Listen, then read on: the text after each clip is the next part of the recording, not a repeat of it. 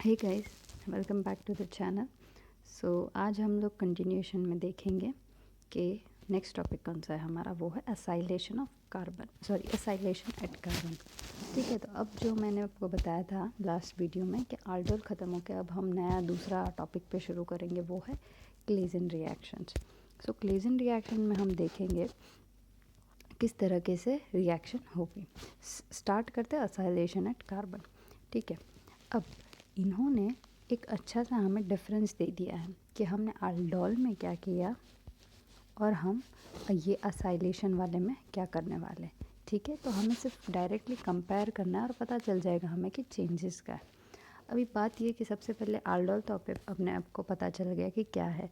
तो aldol मतलब जब आल्डिहाइड और आल्डिहाइड और कार्बोनिल ग्रुप साथ में हो तो उसको हम बोलते हैं aldol। फिर इसमें एक वाटर मॉलिक्यूल रिलीज़ होकर हमें क्या मिलता है, alpha beta unsaturated carbonyl compound. ठीक है, बात करें असाइल ग्रुप की तो हमें ये मालूम होना चाहिए कि सबसे पहले असाइल ग्रुप कौन सा है। जैसे कि अगर हम अल्काइलेशन बोले तो हमें पता है कि अल्काइल ग्रुप की एडिशन हो रही है। तो असाइलेशन हो रहा है, इसका मतलब क्या, ऑब्वियसली असाइल ग्रुप की एडिशन हो रही है। तो असाइल ग्रुप क्या है, तो अगर C double bond O R, अभी R कोई भी ग्रुप हो सकता है। ठीक है, जैसे कि CH3 ले लो या इथाइल ग्रुप ले लो या कोई भी ग्रुप हो। तो अगर हमारा ये ग्रुप COR ये ग्रुप ऐड हो तो हम इसको क्या बोलेंगे, असाइल ग्रुप का ऐड होना। ठीक है, तो ये जो है ये असाइल ग्रुप है। ठीक है, एक छोटा सा एग्जांपल देख लो आप। हाँ, ओके, तो ये जो है ये हमारा रिएक्टेंट है। ये हमारा रिएक्टेंट है। ठीक है, अब देखो हमारा प्रोडक्ट क्या मिला हमें, ये ग्रुप हमें प्रोडक्ट मिला। अब हम कंपेयर करें ये दोनों में तो देखो हमारे पास कौन सा पार्ट नया आया, यहाँ तक था, ये कार्बन अवेलेबल है। यहाँ तक था तो हमारे पास नया क्या ऐड हुआ, तो हमारे पास ये C, ये O और ये R, मतलब ये जो ग्रुप है ये ऐड हुआ। तो that is what, acyl group का एडिशन होना। ठीक है, तो अब हम सबसे पहले देख लेते हैं कि दोनों का कंपैरिजन कैसे किया इन्होंने। स्टार्ट करते aldol से। aldol में हमने क्या देखा था, हमने लिया था या तो आल्डिहाइड ले रहे थे हम लोग एज अ रिएक्टेंट। देखो हमने देखा था सेल्फ और क्रॉस aldol में, तो उसमें हम कुछ भी कर सकते थे, या तो 2 आल्डिहाइड ले लो या एक आल्डिहाइड एक कीटोन ले लो या तो 2 कीटोन ले लो। जितनी भी पॉसिबिलिटीज़ थी हमने आल्डिहाइड और कीटोन के साथ की। ठीक है, तो उसमें हमने कैसे किया था, हमारा आल्डिहाइड है, आल्डिहाइड सबसे पहले बेस के साथ रिएक्ट करेगा। जैसे बेस के साथ रिएक्ट करेगा क्या होगा, हमारा अल्फ़ा प्रोटॉन जाएगा। ठीक है, अल्फ़ा प्रोटॉन जाएगा, अल्फ़ा प्रोटॉन जाके हमें क्या फॉर्म होगा, इनोलेट। अगर अभी यहाँ इन्होंने क्रॉस नहीं बताया, मतलब 2 रिएक्टेंट्स नहीं बताया, सिंगल रिएक्टेंट है। रिएक्टेंट में यही इनोलेट फॉर्म करेगा और उसी का कार्बोनिल रिएक्ट करेगा। इसका मतलब ये होगा हमारा सेल्फ। ठीक है, तो जैसे ये इनोलेट फॉर्म करेगा, जो दूसरा कार्बोनिल ग्रुप प्रेजेंट है आल्डिहाइड का, वो उसके ऊपर ऐसे अटैक करके हमें यहाँ तक मिलेगा। ठीक है, ये हमारा एक टेट्राहेड्रल इंटरमीडिएट भी हम बोल सकते हैं। अब बात करते हैं इस तरफ क्या होता है। ठीक है, अब एस्टर की तरफ क्या हो रहा है, पहला स्टेप सेम। हमने यहाँ एल्डिहाइड और कीटोन लिया था, एल्डिहाइड या तो हमने कीटोन लिया था। अब यहाँ हमने क्या लिया, एस्टर। ठीक है, एस्टर ग्रुप लिया, तो एस्टर को हमने सबसे पहले बेस के साथ रिएक्ट किया। सेम चीज़ क्या होगी, हमारा अल्फ़ा प्रोटॉन जाएगा। अब यहाँ देखो अल्फ़ा प्रोटॉन कहाँ है, ये इसके बाजू का अल्फ़ा पोजीशन और अल्फ़ा के ऊपर के जो प्रोटॉन, ये गया, हमें मिल गया इनोलेट फॉर सेम स्टेप, कोई प्रॉब्लम नहीं आया। नेक्स्ट स्टेप, ये जो है ये किसके साथ, इसमें भी क्रॉस नहीं, इसमें भी हम सेल्फी देखेंगे। तो ये जो इनोलेट है ये इसके साथ फिर से रिएक्ट करेगा। कहाँ रिएक्ट करेगा, ये जो कार्बोनिल पोजीशन है यहाँ पे रिएक्ट करेगा। देखते हैं, ये हमारा इनोलेट, इसने यहाँ रिएक्ट किया, सही है, ये हमें मिला हमारा टेट्राहेड्रल प्रोडक्ट। ठीक है, अब जो भी है यहाँ से चेंज आता है, ये हमें सेम मिला।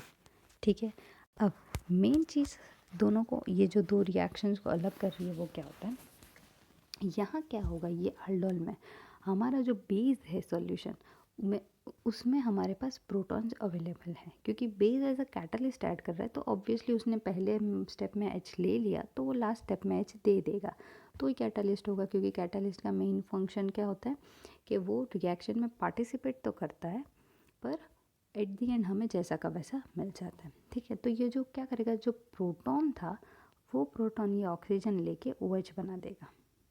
ठीक है, ये बन गया आल्डोल, एक तरफ एल्डिहाइड ग्रुप एक तरफ OH ग्रुप।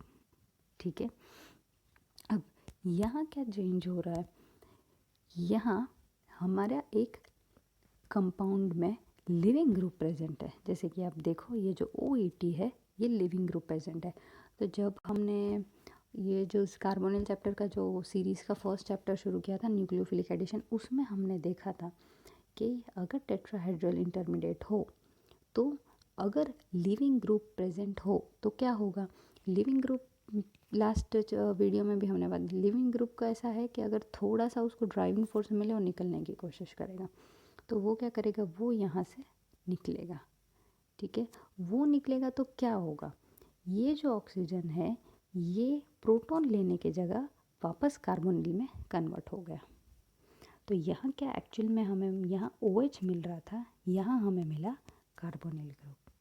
ठीक है, फिर से मेन डिफरेंस सिर्फ इतना है दोनों में कि ये स्टेप जो है ये वेरी कर रहा है। यहाँ जो है यहाँ प्रोटोनेशन होके हमारा अल्डोल बन जा रहा है और यहाँ हमारा लिविंग ग्रुप प्रेजेंट होने की वजह से वो चला जा रहा है और हमें कार्बोनिल मिल जा रहा है। तो यहाँ देखो, यहाँ हमें 1,3 डाई कीटोन मिल रहा है और जबकि यहाँ हमें 1 कार्बोनिल और 3 पे OH मिल रहा है। ठीक है, तो ये जो है ये मेजर डिफरेंस है। अब देखा जाए तो इसके नाम जो इसी के बेसिस पे है। ये जो सारी रिएक्शंस है ना, ये वाली जो हम अभी करने वाले हैं असाइलेशन में, वो सारी ऑलमोस्ट सारी एस्टर के रिलेटेड है। ठीक है, तो एस्टर के रिलेटेड है इसलिए क्या इन लोग ने लिखा था, ester reaction is sometimes known as Claisen ester condensation या तो it is also known as Claisen Schmidt reaction. दो नाम है इसके, क्लेजन एस्टर कंडेंसेशन या तो क्लेजन स्मिथ रिएक्शन। ठीक है, अब हम आगे बढ़ते हैं यहाँ पे। ओके, सो वहाँ हमने दोनों के डिफरेंस देखे थे, हमने मैकेनिज्म ऑलमोस्ट देख ली थी पर फिर भी हम यहाँ से थोड़ा डिटेल में देखते हैं। ये हमारा कौन सा ग्रुप, एस्टर। एस्टर ग्रुप में बेस ऐड किया, क्या जाएगा, अल्फ़ा प्रोटॉन्स। तो अल्फ़ा प्रोटॉन्स कहाँ प्रेजेंट है, इस तरफ प्रेजेंट है। सो यहाँ के जो प्रोटॉन्स है यहाँ जाएंगे जैसे ये जाएंगे इनोलेट फॉर्म हुआ। इनोलेट फॉर्म होने के बाद क्या करेगा, ये जो डबल बॉन्ड है ये हमारे कार्बोनिल को रिएक्ट करे, कार्बोनिल को रिएक्ट करके ये जो बॉन्ड है ये हमारा नया बॉन्ड फॉर्म हुआ। कौन सा, ये जो बॉन्ड है वो हमारा नया बॉन्ड फॉर्म हुआ। ठीक है, सो ये बॉन्ड फॉर्म हो गया। अब जैसे कि हमने देखा ऑब्वियसली एक अच्छा लिविंग ग्रुप प्रेजेंट है तो वो चला जाएगा और हमें क्या मिलेगा, हमारा स्टेबल इनोलेट। ठीक है, तो अभी हम स्टेबल इनोलेट मतलब एक्चुअल में ये हमारा ये कीटोन ही बन गया ना स्टेबल इनोलेट से। ठीक है, डाई कीटोन। सो ये सेम चीज़ हमने पीछे देखी पर ये हमारा डिटेल में थोड़ा अच्छे से मैकेनिज्म था 2 स्टेप में। अब ये इन्होंने एक ओवरऑल कंप्लीट एक्लीजन एस्टर रिएक्शन दिया है, सेम चीज़ रिपीट हो रही है। ये एस्टर है, एस्टर के साथ बेस रिएक्ट होगा, बेस रिएक्ट होने के बाद ये वापस इसके साथ सेल्फ कंडेंसेशन करेगा। उसके बाद एक स्टेबल इनोलेट फॉर्म होगा जो प्रोटोनेट ना हो के लिविंग ग्रुप निकल के हमें क्या मिलेगा, डाई कीटोन कंपाउंड मिलेगा। ठीक है, अब ओके हाँ, ये जो रिएक्शन है ये इनोलेट एसाइलेशन एट कार्बन लिखा गया है। तो भाई ये कार्बन का स्पेसिफिकली क्यों लिखा है, क्योंकि ये जो असाइलेशन है ना ये ऑक्सीजन पे भी हो सकता है और हमारे कार्बन पे भी हो सकता है। तो अब ये डिफ़िकल्ट चीज़ हो गई कि हमारे पास दोनों पॉसिबिलिटी है तो रिएक्शन होगी कहाँ। तो भाई करना तो हमें कार्बन पे है, तो ऑक्सीजन पे हो तो क्या करेंगे क्या नहीं करेंगे वो हम नेक्स्ट टॉपिक में देखते हैं। सबसे पहले हम लोग देख लेते हैं कि अगर हमारा ये दोनों एक जनरल रिएक्शन दी है, दोनों रिएक्टेंट प्रेजेंट हो, ठीक है, तो उसको हम कैसे लिखेंगे। इन लोग ने लिखा है ये हमारा जो इनोलेट फॉर्म होने वाला है। और ये जो है ये हमारा अल्काइलेटिंग ग्रुप एसाइलेटिंग एजेंट बोल सकते हैं। तो एसाइलेटिंग एजेंट जो है वो क्या होना चाहिए, उसके पास एक लिविंग ग्रुप प्रेजेंट होना चाहिए। तो ये एक ट्रिक समझ लो क्या, कि जो हमारा इनॉल है वो किससे रिएक्ट करेगा, हमारे एसाइलेटिंग एजेंट के साथ। तो भाई अगर हमारे पास देखा जाए तो अगर रिएक्टेंट दो है R1 और R2, तो हमें पता कैसे चलेगा कौन सा कौन सा एसाइलेटिंग एजेंट है, कौन सा इनॉल। तो वैसे तो हमने देखा कि भाई कौन से स्टेबल इनॉल है, तो जैसे कि 1,3 डाइकार्बोनिल, ये जो मेन है वो अगर आप देख लो तो आपको पता ही चल जाना चाहिए कि भाई ये दोनों में कोई दूसरी की पॉसिबिलिटी ही नहीं आती। जो अपना 1,3 डाइकार्बोनिल है वही इनॉल फॉर्म करेगा। अब असाइलेशन, तो असाइलेशन में है ना एक लिविंग ग्रुप प्रेजेंट होगा। तो वो एक छोटा सा हिंट आपको मिल सकता है कि असाइलेटिंग में एक लिविंग ग्रुप प्रेजेंट होगा जो निकलने वाला होगा। ठीक है, तो उसकी रिएक्शन यहाँ दी है इन्होंने। ये हमारा इनोलेट, ये हमारा असाइलेटिंग एजेंट, दोनों ने रिएक्ट किया, कौन सा नया बॉन्ड बनेगा हम लोग को, ये वाला जो है ये नया बॉन्ड बनेगा। और ये जो लिविंग ग्रुप जैसे ही निकलेगा ये कार्बोनिल डबल बॉन्ड बना के ये कंपाउंड दे देगा। और ये जो है हमारा ये है एडेड असाइल ग्रुप। तो ये जो कार्बोनिल है कौन सा ग्रुप ऐड हुआ, देखो COR हुआ ना, CO और R। तो ये जो ग्रुप ऐड हुआ उसको हम बोलते हैं असाइल ग्रुप। ठीक है, अब हम देख लेते हैं कि भाई problems with acylation at carbon. तो भाई बात यह है कि हमारा जो असाइलेशन है वो हमारे कार्बन पे भी होगा, या फिर अगर पॉसिबिलिटी है, मतलब अगर चांस है तो वो ऑक्सीजन पे भी होने की पॉसिबिलिटी है। मतलब पॉसिबिलिटी दोनों तरफ की है। बात यह है कि हम किस तरफ रिएक्शन बढ़ाना चाहते हैं। तो सबसे पहले देख लेते हैं भाई कि ऑक्सीजन की किस तरह की पॉसिबिलिटी है। तो देखो ये जो हमने इनोलेट बनाया, ठीक है, ये इनोलेट बना के हमने अपना अल्काइलेटिंग एजेंट के साथ रिएक्ट किया। अभी तक हम बोल रहे थे कि हमारा जो असाइलेटिंग एजेंट है वो कार्बन पे हो रहा था, एट कार्बन पे, इसलिए हम लोग उसको इसके साथ अटैच करें। पॉसिबिलिटी ये भी हो सकती है कि हमारा जो ऑक्सीजन है वो ऑक्सीजन इस ये वाले कार्बन पे रिएक्ट करे और लिविंग ग्रुप निकाले और ये हमें हमारा कंपाउंड मिल जाए। तो अगर आप लोग ने कंटिन्यूएशन में देखा हो वीडियोस तो आपको ये मालूम होगा ये है इनॉल एस्टर। तो इनॉल एस्टर भी एक स्टेबल कंपाउंड है। तो ऑब्वियसली हम रिएक्शन करते हैं तो हम लोग का जो प्रोडक्ट है वो स्टेबिलिटी बढ़ाता हो तो ही हम रिएक्शन करेंगे। तो इनॉल एस्टर तो एक स्टेबल प्रोडक्ट है। तो बात यह होती है कि हमारी जो रिएक्टेंट्स है उसको इक्वल कंपटीशन होता है कि या तो रिएक्शन कार्बन पे भी हो सकता है या तो रिएक्शन ऑक्सीजन पे भी हो सकता है या तो रिएक्शन कार्बन पे भी हो सकता है। ठीक है, तो अब ये इन्होंने फिर से वही इनॉल एस्टर दिखाया पर इन्होंने डिटेल में बताया। हमने LDA लिया, LDA के बाद इन्होंने क्या बोलते हैं हमारे एसाइल ग्रुप के साथ रिएक्ट किया, एसाइलेटिंग एजेंट के साथ, उसके साथ इन्होंने बनाया इनॉल एस्टर। ठीक है, अब दो पॉसिबिलिटी हो रही है। ठीक है, ये तो मालूम पड़ गया कार्बन पे भी और ऑक्सीजन पे भी। अब मैं चाहती हूँ कि मेरा जो भी असाइलेटिंग रिएजेंट है वो कार्बन पे ही रिएक्ट करे। तो उसके लिए क्या करना है, ठीक है, उसके लिए इन्होंने हमें 2 पॉइंट्स बता दिए हैं कि भाई अगर हम ये 2 रूल्स फॉलो करें तो हमें हमारा असाइल ग्रुप है वो कार्बन पे मिलेगा। तो क्या, तो ये देख लो, एक है R1, दूसरा है R2, एक जो है वो है इनॉल फॉर्म करने वाला है और दूसरा जो है वो होगा असाइलेटिंग एजेंट। दोनों में से एक ही चीज़ हमारा रिएक्टिव होना चाहिए, या तो हमारा असाइल रिएक्टिव ज़्यादा होना चाहिए या तो हमारा इनॉल ज़्यादा रिएक्टिव होना चाहिए। अगर दोनों इक्वली रिएक्टिव हुए इसका मतलब क्या होगा, हमारा जो असाइल ग्रुप है वो ऑक्सीजन पे अटैच हो जाएगा। ठीक है, अब इन्होंने हमें एग्जाम्पल के साथ दिया है। सपोज़ करो हमारा इनॉल मतलब हमने हमारा जो असाइल ग्रुप है उसको रिएक्टिव लिया है। ठीक है, मैंने क्या बोला, कंडीशन हमारी सिर्फ इतनी है, या तो R1 या तो ओके, ये इनॉल ये असाइल, कंडीशन सिर्फ इतनी है, या तो ये रिएक्टिव होना चाहिए या तो ये रिएक्टिव होना चाहिए। सपोज़ करो हमने असाइल रिएक्टिव ले लिया, तो भाई असाइल रिएक्टिव मतलब कैसे, जैसे कि एसिड क्लोराइड। अब एसिड क्लोराइड रिएक्टिव क्यों किया, क्योंकि क्लोरीन सबसे अच्छा लिविंग ग्रुप है, तो वो ऑब्वियसली उसके पास ज़्यादा ड्राइविंग फोर्स होगी रिएक्ट मतलब क्लोरीन को निकलने की, उसके पास ज़्यादा ड्राइविंग फोर्स हुई क्लोरीन निकलने की, इसका मतलब हमारा कंपाउंड जल्दी बनेगा, इसका मतलब हमारा असाइलेटिंग ग्रुप्स रिएक्टिव है।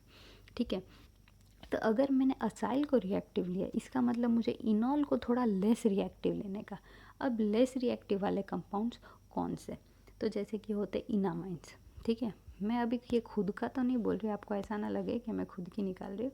जैसे कि देखो यहाँ लिखा हुआ ये इनामाइंस या तो सिनाइल इनोलेट्स, ये जो सारे हैं ये कम रिएक्टिव वाले कंपाउंड्स हैं। ठीक है, और ये एक पॉसिबिलिटी हो गई, या तो असाइल, हमने पहला पॉसिबिलिटी क्या किया, असाइल को रिएक्टिव लिया, इनॉल को कम रिएक्टिव लिया। दूसरा पॉसिबिलिटी ये हो सकता है कि हम इनॉल को ज़्यादा रिएक्टिव लें और असाइल को कम रिएक्टिव लें। वो कौन से, तो भाई रिएक्टिव इनोलेट्स जैसे कि such as enolate anions themselves, मतलब जो इनोलेट एनायंस होते वही, और with less reactive acylating agents such as esters. तो भाई एस्टर्स है वो कम जो उसकी जो असाइलेटिंग एजेंट है वो कम है, तो भाई वो कैसे होगा, तो हमें पता चल जाता है। अब मैंने देखो ये एक हमारा है रिएक्टिव, और दूसरा इन्होंने बोला एस्टर जो है वो है कम रिएक्टिव, तो कैसे। अब मैंने आप लोग को पहले भी बताया, और ये हमने पहले भी देखा कि कोई तो चैप्टर में, कि लिविंग ग्रुप की स्ट्रेंथ, तो क्लोरीन एक बहुत अच्छा लिविंग ग्रुप है इन कंपैरिजन टू OET। ठीक है, तो ये ज़्यादा रिएक्टिव होगा असाइलिंग एजेंट, और ये जो है ये असाइलिंग एजेंट, इसको हम बोल सकते हैं वीक असाइलेटिंग एजेंट। ठीक है, सो अगर हम सिर्फ ये दो रूल फॉलो करें, या तो हमारा इनोलेट स्टेबल ज़्यादा रिएक्टिव होना चाहिए, या तो हमारा असाइलिंग एजेंट, सो दोनों में से अगर कोई भी एक को हम रिएक्टिव ले और फिर रिएक्शन करें, तो हमारा जो असाइलेशन है वो कहाँ पे होगा, हमारा जो COR ग्रुप अटैच होने वाला है वो कार्बन पे होगा और ऑक्सीजन पे नहीं होगा। ठीक है, तो प्रॉब्लम भी था, हमने सॉल्यूशन भी निकाल दिया, बात हुई ख़त्म। अब ये पता नहीं आप लोगों को किसी को क्वेश्चन आया हो या नहीं आया मन में, कि हम लोग अभी तक रिएक्शंस कर रहे थे, तो उसमें ऐसा कोई कुछ टॉपिक क्यों नहीं आया कि भाई लिविंग ग्रुप प्रेजेंट है और प्रॉब्लम आया, जैसे कि हमने रिएक्शन सारी देखी अल्डिहाइड की, कीटोन की। ठीक है, तो उसमें ऐसा प्रॉब्लम क्यों नहीं आया, तो देखो जब हम अल्डिहाइड या तो कीटोन लेते हैं, चलो स्पेसिफिकली अल्डिहाइड की बात कर देते हैं, तो अगर हम अल्डिहाइड की बात करें तो आपको पता होगा कि अल्डिहाइड में एक जो होता है वो हाइड्रोजन प्रेजेंट होता है।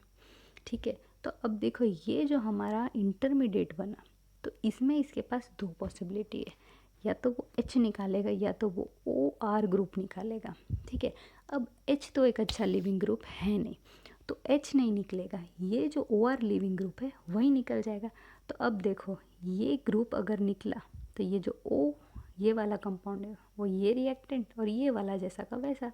इसका मतलब अगर हम अल्डिहाइड के साथ सेम थ्योरी अपनाएं तो वो क्लेजन रिएक्शन नहीं दे रहा। क्यों नहीं दे रहा, क्योंकि उसमें एक हाइड्रोजन प्रेजेंट है, और हाइड्रोजन एक अच्छा लिविंग ग्रुप नहीं है, इसलिए जो रिएक्शन जो है हमारी वो रिवर्सिबल हो जा रही है, मतलब हमारा जो रिएक्टेंट था वही प्रोडक्ट बन रहा है और प्रोडक्ट वापस से रिएक्टेंट में बन जा रहा है।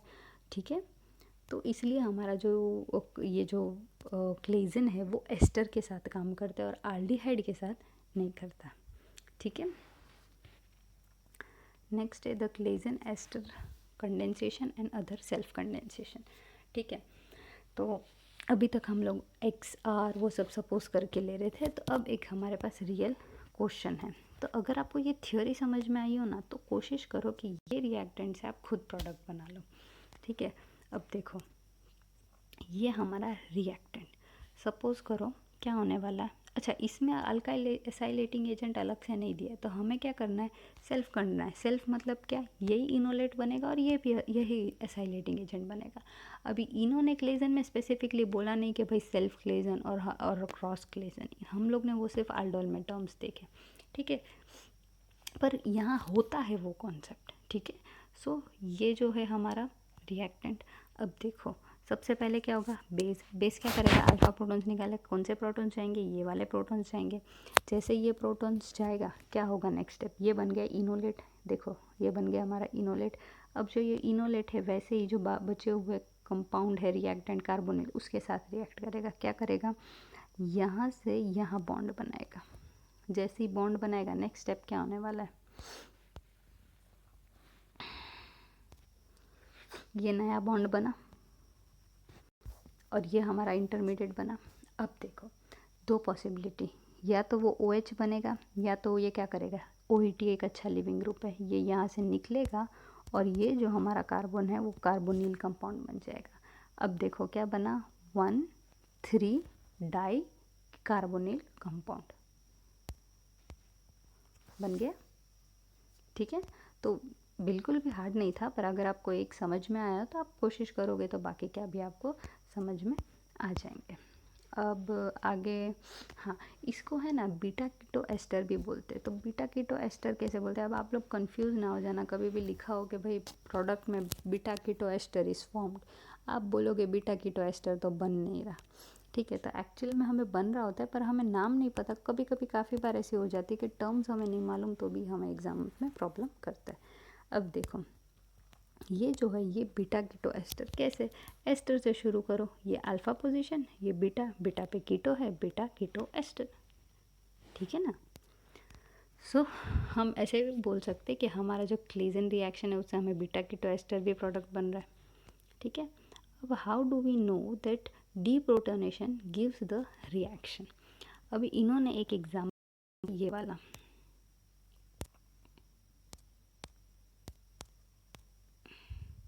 तो यहाँ पे देखो, अरे यार यहाँ पे देखो, तो ये हमारा कंपाउंड है, यहाँ बेस आएगा, बेस प्रोटॉन्स कहाँ से निकलेगा, यहाँ से एक प्रोटॉन निकल गया यहाँ से, ठीक है। एक प्रोटॉन निकलने के बाद ये जो है ये स्टेरिक हिंड्रेंस देगा, जैसे कि आर ग्रुप में मैं छोटा से छोटा आर ग्रुप लेती हूँ CH3, तो CH सॉरी और H, इसका C, ये H और H, तो ये ऑब्वियसली स्टेरिक हिंड्रेंस क्रिएट करेगा। तो इसके वजह से हमारा जो कंपाउंड है वो इतना अच्छा से फॉर्म नहीं हो रहा, ठीक है। तो उसके लिए क्या करेंगे, हमारा जो बेस है उसको हम स्ट्रॉन्ग बेस ले लेंगे। तो यहाँ इन्होंने स्ट्रॉन्गर बेस कौन सा यूज़ किया है, तो इन्होंने एक्चुअली में ये बेस कौन सा, ट्राईफिनाइल मिथाइल सोडियम। तो ये बना भी कैसे, ये एकदम सिंपल सा था, ट्राईफिनाइल मिथाइल क्लोराइड ले लो, उसमें सोडियम ऐड करो, Cl जाएगा और Na ऐड हो जाएगा, तो ये हो गया triphenyl methyl sodium.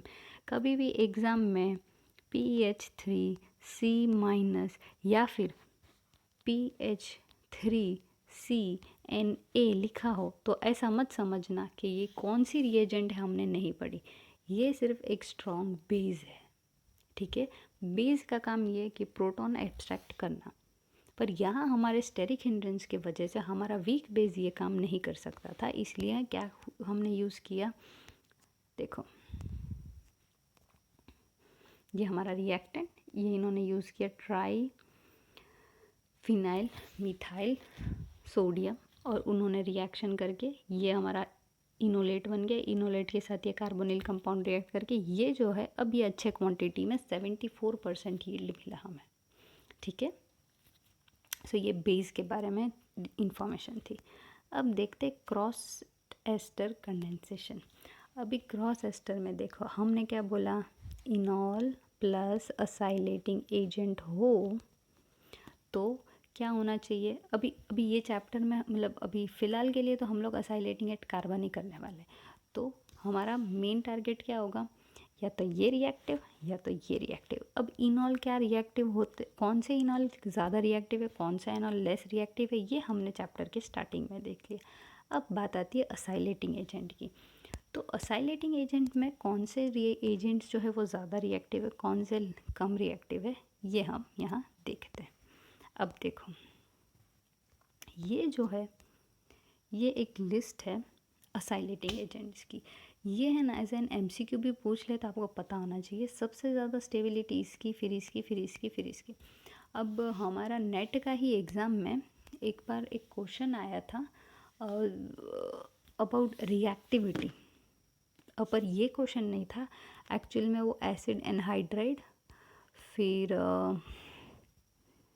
Acid chloride, I guess ये कार्बोनिल वाले चैप्टर जो हमने कर लिया था। अच्छा ये क्वेश्चन कोई बात नहीं, अभी मुझे एग्जैक्ट क्वेश्चन याद नहीं आ रहा तो मैं उसमें घुसूँगी नहीं। मैं ये चैप्टर ख़त्म होगा तो हमने जितने भी कार्बोनिल के चैप्टर्स ख़त्म किए तो उसके बेसिस पे क्वेश्चंस जो है वो हम डिटेल में देखेंगे, अगर प्रीवियस ईयर में कोई पूछे हो तो, और या तो कोई और रेफरेंस बुक में से हो तो वो हम बाद में देख लेंगे। तो तभी अगर मुझे याद आए तो मैं तभी करवा दूँगी आप लोगों को। तो ये जो रिएक्टिव का कॉलम है ना, कभी कभी क्लेडन में से डायरेक्ट क्वेश्चंस पूछ लेते, तो ये वन ऑफ देम हो सकता है। तो ये थोड़ा बहुत देख लेते हैं हम लोग। अब देखो सबसे ज़्यादा रिएक्टिव है डाई इथाइल ऑक्जेलेट, ये है इथाइल फॉर्मेट, फिर आता है डाई इथाइल कार्बोनेट, फिर आता है इथाइल बेंजोएट। अभी हम ये बात करते हैं कि इनकी रिएक्टिविटी ये ऑर्डर में क्यों है। सबसे पहले बात करेंगे डाई इथाइल ऑक्जेलेट। तो भाई डाई इथाइल ऑक्जेलेट सबसे ज़्यादा रिएक्टिव इसलिए है क्योंकि इसमें 2 कार्बोनिल ग्रुप प्रेजेंट है।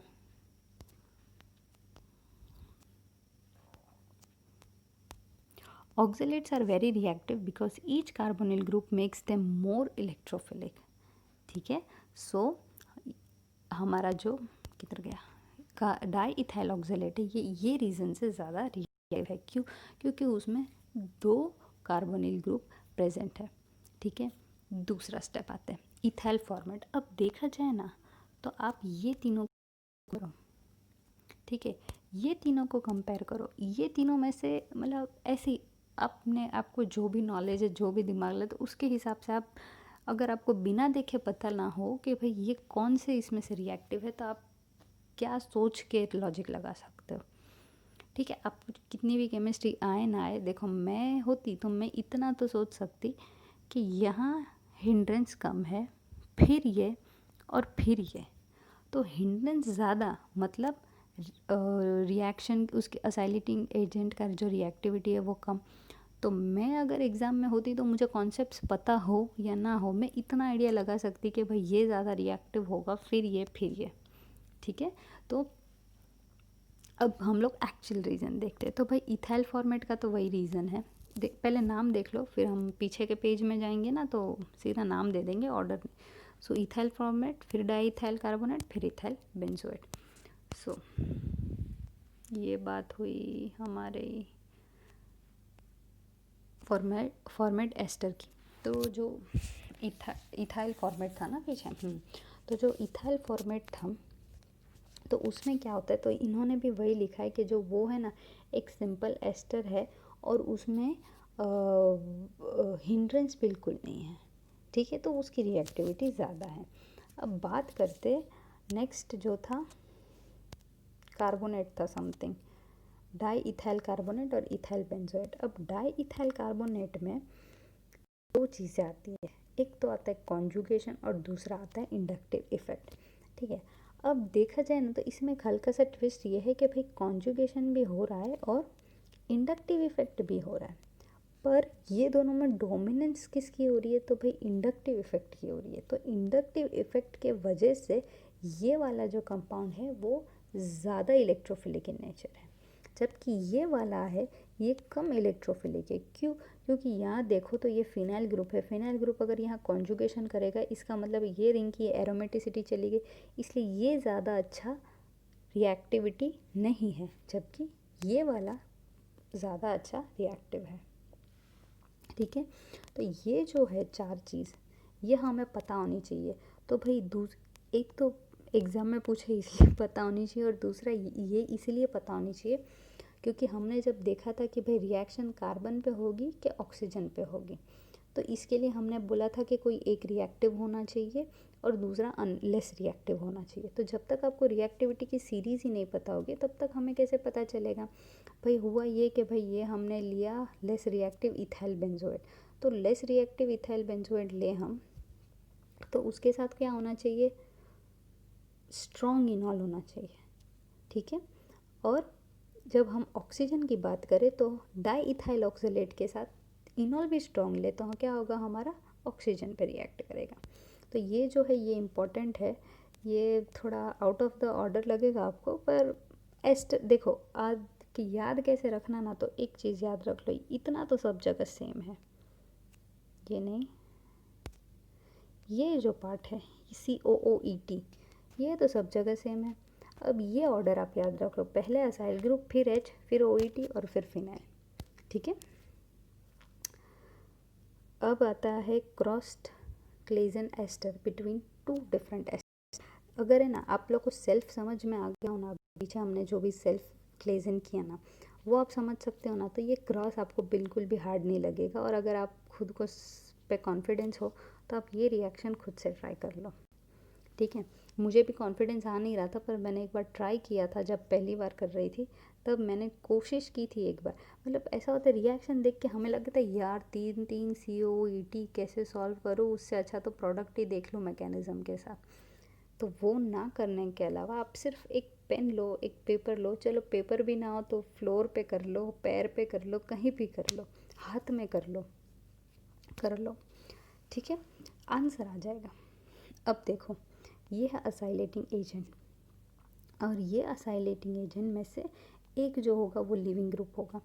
तो ये है ना, मैंने आपको लास्ट वीडियो में भी बोला, इन लोग इनके कन्वीनियंस से लिखते हैं, हमें हमारे कन्वीनियंस से लिखने का, ठीक है। हम इसको लिखेंगे COOET और दूसरा आएगा COO, ये हट जाएगा OET, ठीक है। अब देखो ये असाइलेटिंग एजेंट में से जो एक ग्रुप है ये तो लिविंग ग्रुप होना है OET, वो निकल जाएगा। अब इसका जो है इसका इनोलेट फॉर्म करो, ये वाला जो है इसको है ना, ये ज़रूरत है नहीं अभी के लिए, तो ये पूरे ग्रुप को R बना दो। कैसे करोगे, COOET लिखो और दूसरे तरफ इसको लिख दो R, ठीक है। अब क्या करोगे, सबसे पहले तो अल्फ़ा प्रोटॉन जाएगा, तो वो जाना तो इधर से है, तो इसको एक ग्रुप लिख के फिर R बना दो, ठीक है, क्योंकि ये कार्बन की ज़रूरत है हमें। नेक्स्ट स्टेप क्या होगा, बेस आएगा, बेस प्रोटॉन यहाँ से ले जाएगा, यहाँ डबल बॉन्ड आएगा, ये बॉन्ड टूट जाएगा, यहाँ इनोलेट फॉर्म होगा। जैसे इनोलेट फॉर्म हुआ मतलब यहाँ से यहाँ पे कहाँ रिएक्ट होगा, ये COET और ये COET, कोई भी एक COET पे रिएक्ट कर लो, ET, यहाँ एक बॉन्ड ब्रेक हो जाएगा और ये हो गया COET। तो क्या होना है, ये जो ET है वो चला जाएगा और ये कार्बोनिल कंपाउंड बन के हमारा प्रोडक्ट मिल जाएगा। ये थोड़ा मैसी लगा आपको, पर अगर आपने खुद से अपने बुक में किया होना तो आपको बहुत अच्छा लगेगा। और अगर आपने कर लिया हो तो नेक्स्ट स्टेप हम देखेंगे मैकेनिज़्म डिटेल में। मतलब हमने कर लिया, पर अगर किसी को ना समझ में और मेरा रफ वर्क भी ना समझ में हो तो हम अच्छे वर्क में देखेंगे। शुरू करते हैं। ये हमारा कंपाउंड, देखो बाजू वाला कार्बन ज़रूरत था इसलिए हमने बाजू वाला कार्बन लिख के बाकी का ये जो लंबा चेन था उसको हमने R लिख दिया, ठीक है। क्या होगा, यहाँ से प्रोटॉन गया, प्रोटॉन जाने के बाद यहाँ से प्रोटॉन गया, प्रोटॉन जाने के बाद ये डबल बॉन्ड हो जाएगा, ये बन के इनोलेट किधर गया, ये रहा, ये बन गया इनोलेट।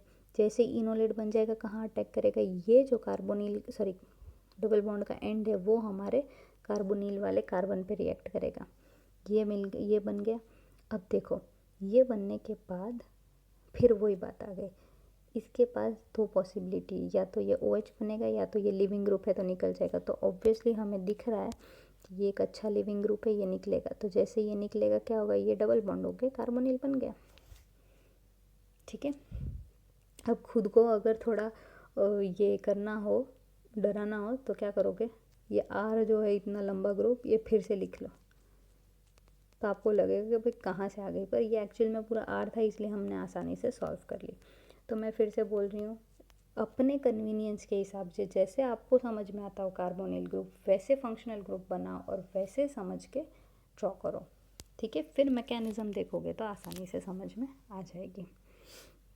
अब आता है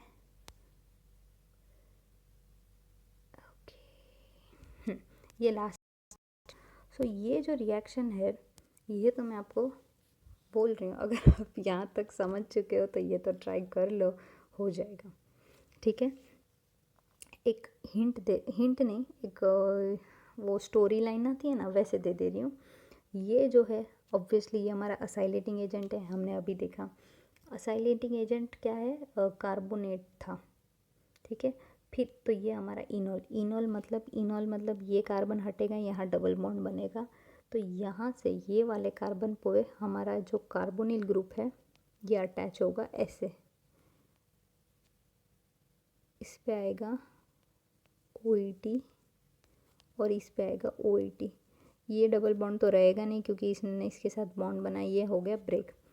अब देखो पॉसिबिलिटी क्या है, ये एक ग्रुप निकलने की पॉसिबिलिटी है, तो ऑब्वियसली वो ग्रुप निकल जाएगा और हमें हमारा प्रोडक्ट मिल जाएगा, ठीक है। कोशिश करो ये रिएक्शन करने की, अगर ना समझ में आता है तो मुझे पूछे ना, मैं आप लोग को डिटेल में वीडियो बना के फिर से अपलोड कर दूँगी, ठीक है। यहाँ पे अभी ख़त्म करते फ़िलहाल। अब मुझे लगता है ये जो चैप्टर है इसमें कुछ 2 वीडियोज़ और बनेंगे और ये चैप्टर मैं ख़त्म करवा दूँगी, ठीक है। So thank you for being there और दैट्स इट, बाय।